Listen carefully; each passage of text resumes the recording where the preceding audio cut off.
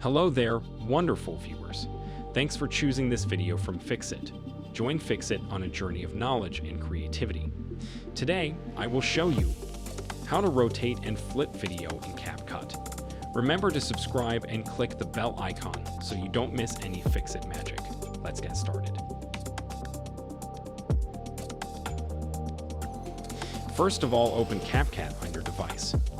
Click on the plus button to create a new project.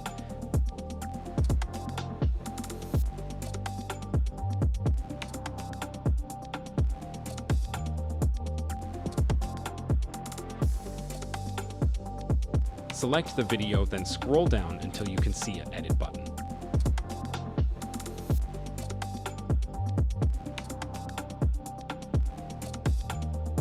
Now you will see three different buttons. We can rotate the video 90 degrees by clicking here.